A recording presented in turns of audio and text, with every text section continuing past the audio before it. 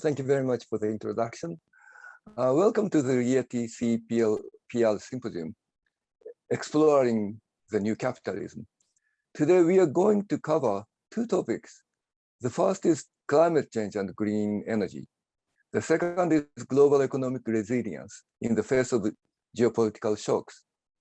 To begin with, I would like to discuss my view on new capitalism and what may be needed to make that come true. Well, many of you may know the new capitalism is Prime Minister Fumio Kishida's policy philosophy, advocating the creation of a good loop between growth and distribution. He perceives that only through such a loop we can form an innovative society from which we can benefit. I agree. As a matter of fact, Mr. Kishida's view is very similar to what I've been studying, called market quality theory. This theory holds that high quality markets are necessary for healthy economic growth. By market quality, I mean a measure of market performance by which not only efficiency in allocation, but also fairness in trading process may be achieved. Illustrating visually, I think of a market as a twin pipes connecting consumption and production as this.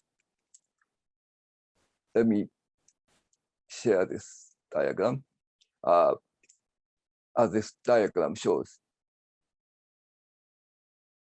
Through this pipe, one of these pipes, information on needs flows to producers. Through the other pipe, producers reach consumers, products reach consumers. Simply speaking, market quality refers to the quality of these two pipes. Mr. Kishida's proposal is to create an innovative society. Towards this goal, we need a new type of industrial policy. Industrial policy in the past was for infant industry protection to catch up the leading technologies abroad. During the post-World War II period, Japan pursued this policy. China's economic success can be attributed to a similar catch-up policy. Through the 1960s, many economists studied this topic. When I was a student, I read Professor Robert Baldwin's view on this topic. As you know, Professor Baldwin is the father of Richard Baldwin, with whom we organized this symposium. The modern industrial policy is different. It is not for catch-up, but for the creation of fundamental technologies. Since the World War II, the US government has adopted this policy, investing in nuclear energy and computer technologies during the war, and subsequently in space exploration and the internet, among others. This type of industrial policy is to exploit increasing returns to scale.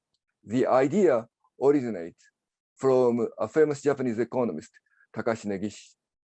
Market quality theory tells that the new type of industrial policy would not be successful without high quality markets. This has been proved again and again in this history. Since the World War II until the end of the Cold War, the US and the Soviet Union competed for the development of nuclear energy, computer, space rockets, and so on. With much higher quality markets, as we all know, the US won this competition. And then the question is, what should the new industrial policy target right now? Economic theory, as well as past experiences, suggest that the target should be large and general.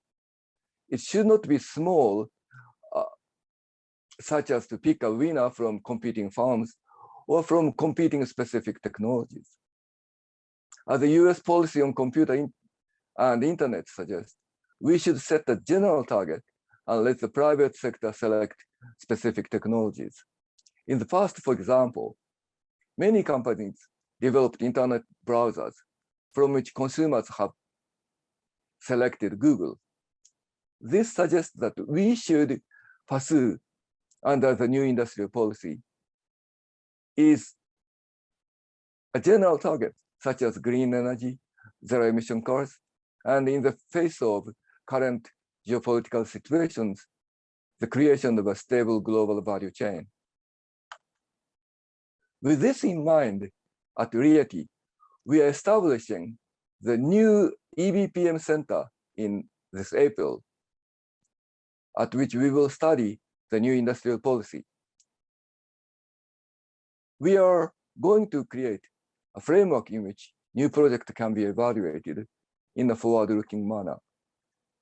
And for us, today's symposium presents the first opportunity to sharpen our idea.